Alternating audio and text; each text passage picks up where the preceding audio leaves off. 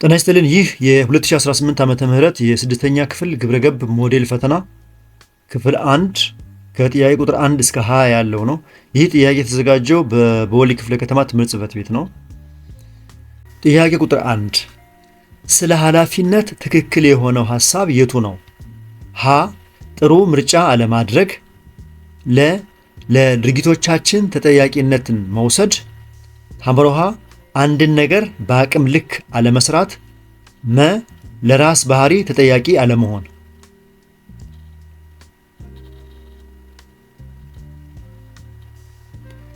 ለድርጊቶቻችን ተጠያቂነትን መውሰድ ካላችሁ ትክክል ነው። ምክንያቱም ኃላፊነት ማለት አንድ ሰው ለሚሰራው ስራ ውጤት ተገቢውን ዋጋ ለመቀበል ዝግጁ መሆን ነው። ለተግባሮቻችንና ለውሳኔዎቻችን ተጠያቂነትን መውሰድ የብስለት መገለጫ ነው።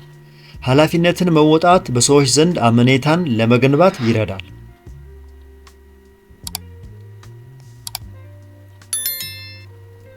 ሁለተኛ፣ ኃላፊነትን መውሰድ በምን መልኩ ሊጠቅመን ይችላል? ሀ ራስን ለአደጋ ለማጋለጥ፣ ተጠያቂነትን ላለመቀበል፣ ሐመሮሃ ተጠያቂ መሆን የምንፈልገውን ውጤት ያስገኛል፣ ኃላፊነት የጎደላቸው ውሳኔዎችን ለመወሰን።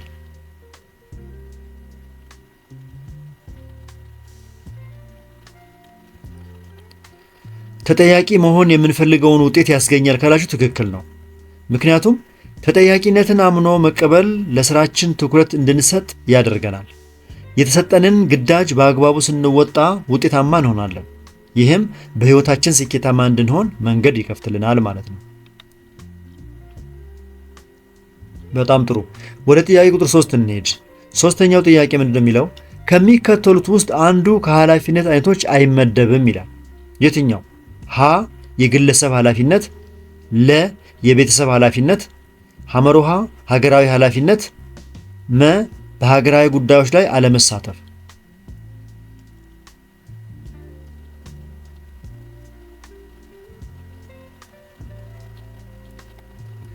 በሀገራዊ ጉዳዮች ላይ አለመሳተፍ ብላችሁ ከመርጣችሁ ትክክል ናችሁ።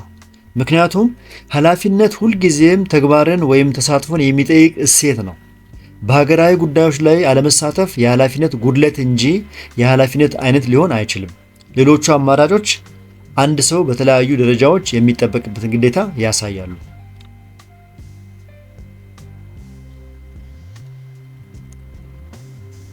ጥያቄ ቁጥር 4 ዳሽ ማለት አንድ ሰው አንድን ነገር እንደሚያደርግ የሚያረጋግጥበት የቃል መገለጫ ነው። ሀ ቃልን መጠበቅ፣ ሌሎችን መርዳት፣ ሐመሮሃ የሀብት አጠቃቀም፣ ሰበብ አለማብዛት።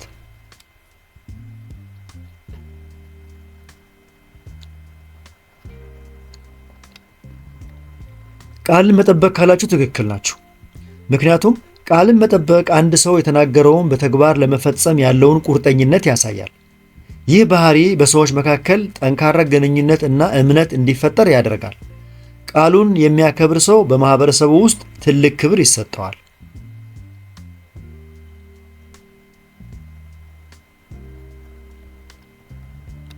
አምስተኛ በአንድ ሀገር ውስጥ ከገቢ ግብር የሚሰበሰበው ገንዘብ ለምን አገልግሎት ሊውል ይችላል?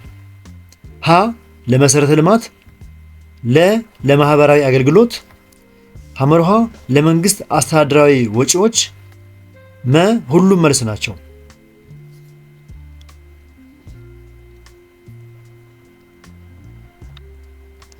ሁሉም መልስ ናቸው ካላችሁ መልሳችሁ ትክክል ነው። ምክንያቱም ግብር ለመንገድ፣ ለኤሌክትሪክ እና ለውሃ መሰረተ ልማቶች ግንባታ ይውላል። ለጤና ተቋማትና ለትምህርት ቤቶች ማስፋፊያ ወይም ለማህበራዊ አገልግሎት ጥቅም ላይ ይውላል። የመንግስት ሰራተኞችን ደሞዝ ለመክፈልና አጠቃላይ አስተዳደራዊ ስራዎችን ለመከወን ይረዳል ማለት ነው።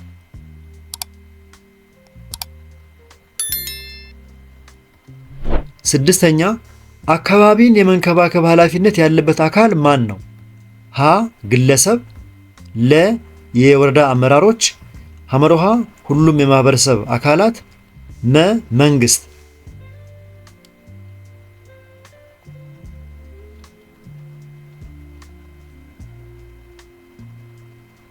መንግስት አላችሁ፣ እሱ ትክክለኛ ምርጫ አይደለም።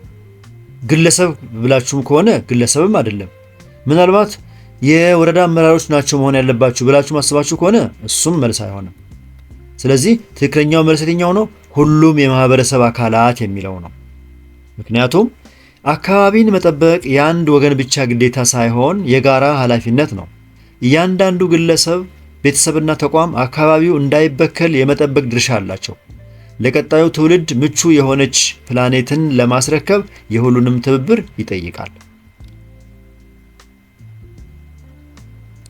በጣም ጥሩ። ጥያቄ ቁጥር 7 ዳሽ ማለት ግለሰባዊና ማህበራዊ አሰራሮችን ለመምራት ከትውልድ ወደ ትውልድ የሚተላለፍ የማህበራዊ ቡድን መንፈሳዊና ቁሳዊ አካላት ስብስብ ነው። ሀ ጠንክሮ መስራት፣ ለ ባህል፣ ሐመሮሃ ታታሪነት፣ መ ስራ።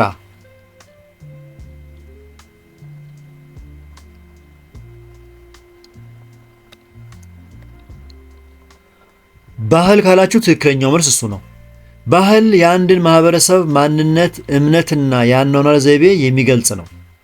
ይህ ስብስብ ከአባቶች ወደ ልጆች እየተላለፈ ማህበረሰቡን አንድ አድርጎ ያቆያል። ቋንቋን፣ አለባበስን፣ አመጋገብንና ስርዓቶችን ያጠቃልላል።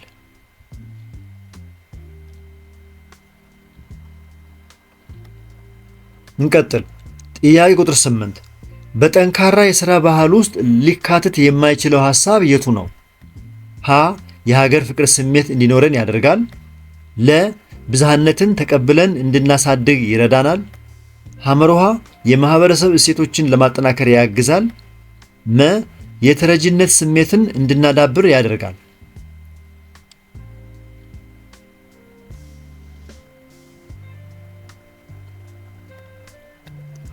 የተረጂነት ስሜትን እንድናዳብር ያደርጋል ካላችሁ ትክክለኛው ምርጫ እሱ ነው። ምክንያቱም ጠንካራ የሥራ ባህል ራስን የመቻልና በራስ የመተማመን ስሜትን ይገነባል። የተረጂነት ስሜት ግን ከስንፍና የሚመነጭና ሀገርን ወደ ኋላ የሚያስቀር አስተሳሰብ ነው። ታታሪነት አንድን ዜጋ ለሀገሩ ኩራት እንዲሆን ያደርገዋል ማለት ነው።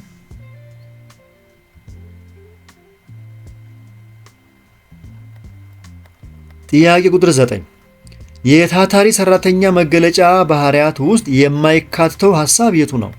ሀ የሥራ ሰዓትን በአግባቡ መጠቀም፣ ለ የሥራ ሰዓትን ለግል ጥቅም ማዋል፣ ሐመሮሃ ማህበረሰቡን በሙሉ አቅም ማገልገል፣ መ ያለውን አቅም ለሥራ ማዋል።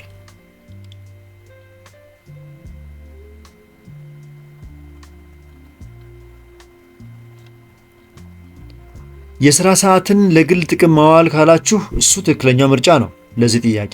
ምክንያቱም ታታሪ ሰራተኛ ለሥራ የተመደበለትን ሰዓት ለታለመለት ዓላማ ብቻ ያውላል።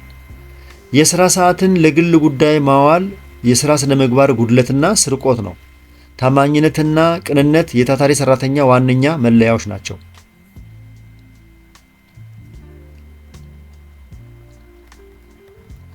ወደ ጥያቄያችን አጋማሽ ደረስን።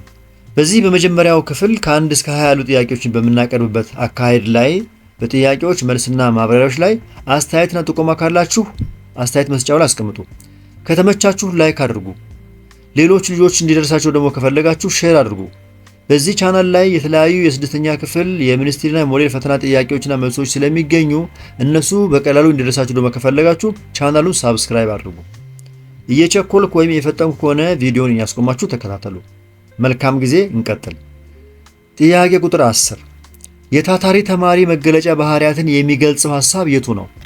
ሀ የቤት ስራውን በወቅቱ ሰርቶ መገኘት፣ ለ በመማር ሂደት ውስጥ ንቁ ተሳትፎ ማድረግ፣ ሐመሮሃ የትምህርት ሰዓትን አክብሮ መገኘት፣ መ ሁሉም መልስ ናቸው።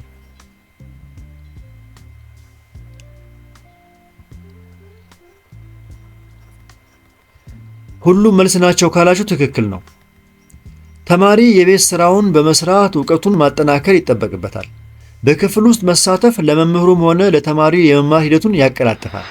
ሰዓት ማክበር ደግሞ ለትምህርት ያለንን ክብርና ቁርጠኝነት ያሳያል።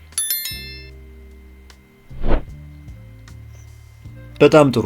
ጥያቄ ቁጥር 11 ዳሽ ማለት በአንባቢውና በሚነበበው ጽሑፍ መካከል የሚካሄድ የተግባቦት ሂደት ነው።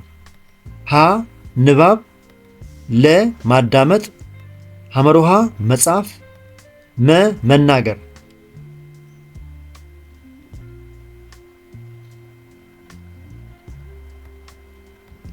ንባብ ካላችሁ ትክክል ነው። ምክንያቱም ንባብ በጽሑፍ የሰፈረን መልእክት የመረዳትና የመተርጎም ሂደት ነው። አንባቢው ከጸሐፊው ጋር የሚግባባበት አንዱ ቁልፍ መንገድ ነው። ዕውቀትን ለማዳበርና አዳዲስ መረጃዎችን ለማግኘት ንባብ ወሳኝ ነው።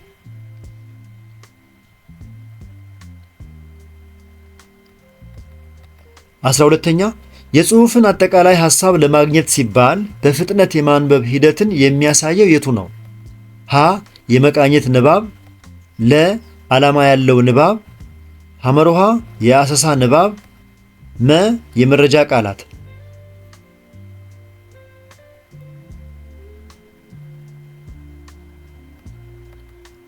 የመቃኘት ንባብ አላችሁ?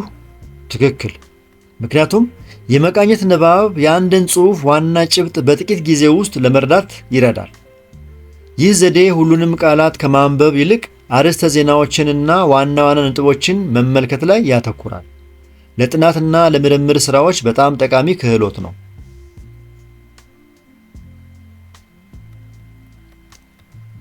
13ኛ የልዩ ወይም የተወሰነ መረጃ ብቻ ለመፈለግና ለማግኘት ሲባል በፍጥነት የማንበብ ሂደት የቱ ነው? ሀ የሐረግ ንባብ፣ ለ የዳሰሳ ንባብ፣ ሐመሮሃ ማስታወሻ መውሰድ፣ መ ዓላማ ያለው ንባብ።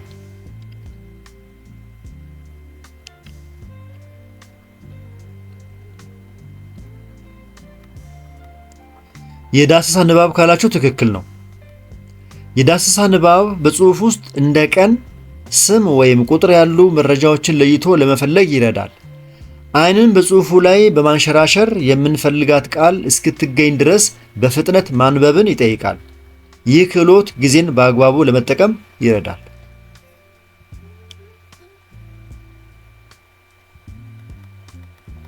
ጥያቄ ቁጥር 14 ዳሽ የመስጠት ችሎታ ያለው ተማሪ ኃላፊነት የሚወስድና በራሱ የሚተማመን ይሆናል።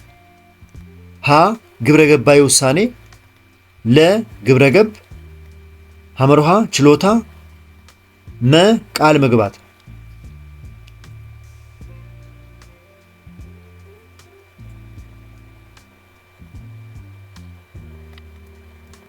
መልሱ ግብረ ገባዊ ውሳኔ የሚለው ነው።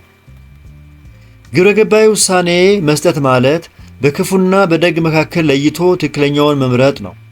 ውሳኔ መስጠት የሚችል ተማሪ ለሚወስደው እርምጃ ኃላፊነትን ለመቀበል አይደፍርም። ይህ ችሎታ አንድን ሰው በራሱ እንዲተማመንና በማህበራዊ ሕይወቱ ብርቱ እንዲሆን ያደርገዋል።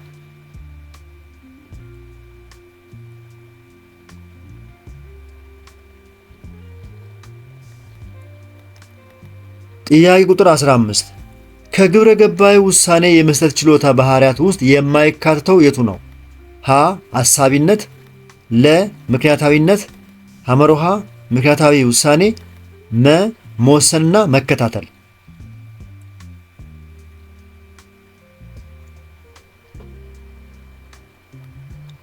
ምክንያታዊ ውሳኔ ካላችሁ ትክክል ነው። ምክንያቱም ምክንያታዊ ውሳኔ የሂደቱ ውጤት እንጂ የችሎታው መገለጫ ባህሪ ተብሎ አይጠቀስም። ችሎታው በዋናነት አሳቢነትን፣ ምክንያታዊነትን እና መወሰንን ያካትታል። እነዚህ ባህሪያት ውሳኔው ሚዛናዊ እንዲሆን ይረዳሉ።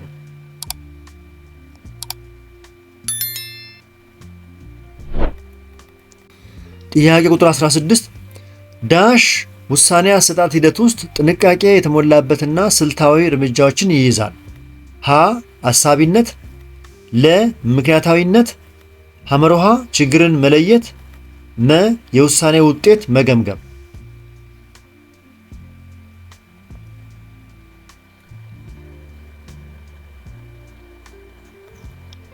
ምክንያታዊነት ካላችሁ ትክክል ነው። ምክንያታዊነት ስሜታዊ ከመሆን ይልቅ መረጃዎችን አገናዝቦ ውሳኔ ላይ መድረስ ነው። እያንዳንዱን አማራጭ አመዛዝኖ የተሻለውን መንገድ ለመምረጥ ይረዳል። ይህ ደግሞ ስህተቶችን ለመቀነስ ወሳኝ ነው።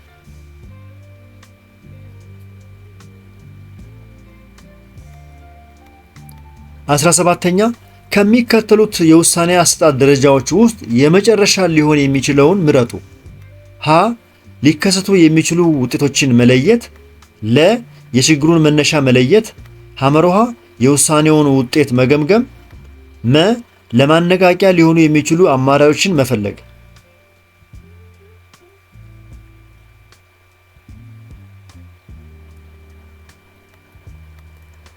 የውሳኔውን ውጤት መገምገም ካላችሁ ትክክል ምርጫ ነው። ምክንያቱም ማንኛውም ውሳኔ ከተወሰነ በኋላ ያመጣው ውጤት ምን ይመስላል ብሎ መገምገም ያስፈልጋል።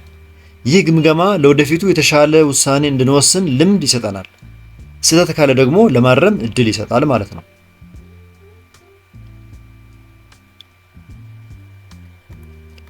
18ኛ ጥያቄ ውሳኔ የመስጠት ክህሎትን በየትኛው የዕድሜ ክልል ላይ ያሉ ዜጎች ቢማሩት ሊጠቅም ይችላል? ሀ በልጅነት የዕድሜ ክልል፣ ለ በወጣትነት የዕድሜ ክልል፣ ሐመሮሃ በሁሉም የዕድሜ ክልል፣ መ በጎልማሳነት የዕድሜ ክልል።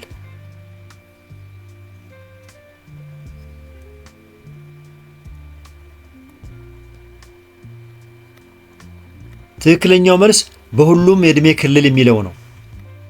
ውሳኔ የመስጠት ችሎታ በሕይወት ዘመን ሁሉ አስፈላጊ የሆነ መሠረታዊ ክህሎት ነው። ከልጅነት ጀምሮ መልካም ውሳኔዎችን መለማመድ ለወደፊት ሕይወት ስኬት መሠረት ይሆናል። በማንኛውም ዕድሜ ላይ ያሉ ሰዎች ለችግሮቻቸው መፍትሄ ለመስጠት ይህ ክህሎት ያስፈልጋቸዋል።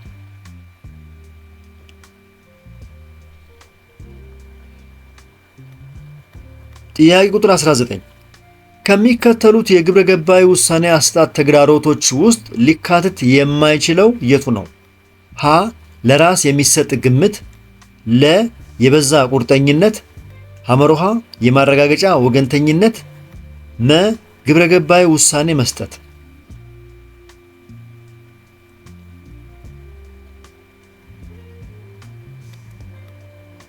ግብረ ገባዊ ውሳኔ መስጠት ካላችሁ ትክክለኛ ምርጫ እሱ ነው። ምክንያቱም ግብረ ገባዊ ውሳኔ መስጠት ራሱ ግባችን እንጂ እንቅፋት ወይም ተግዳሮት አይደለም። ሌሎቹ ግን በውሳኔ አሰጣጥ ሂደት ውስጥ ትክክለኛውን እንዳንመርጥ ሊያደናቅፉን ይችላሉ። እነዚህን ተግዳሮቶች መለየት ለትክክለኛ ውሳኔ መንገድ ይጠርግልናል ማለት ነው።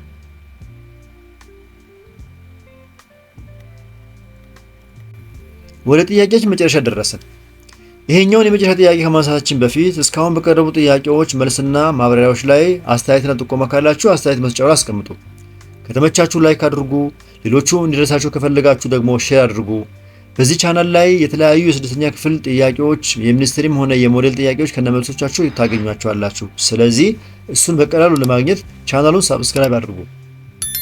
ምናልባት የዚህን ጥያቄ ፒዲኤፍ ከፈለጋችሁ ቴሌግራም ቻናል ላይ ሄዳችሁ ሃሁ ቲዩብ ብላችሁ ስትገቡ ታገኙታላችሁ። እዛው ላይ ጆይን አድርጉና የተለያዩ ጥያቄዎችን እዛው ላይ መላመድ እና መዘጋጀት ትችላላችሁ። ጥያቄ ቁጥር 20 ዳሽ ማለት አንድ ሰው በጓደኞቹ ዘንድ ለመወደድ እንደ ሌሎቹ ተመሳሳይ ነገሮችን የማድረግ ስሜት ነው። ሀ ለስራ የሚሰጥ ግምት፣ ለ ያቻ ግፊት፣ ሐመሮሃ የግንኙነት ግጭት፣ መ የተገደበ ምክንያታዊነት።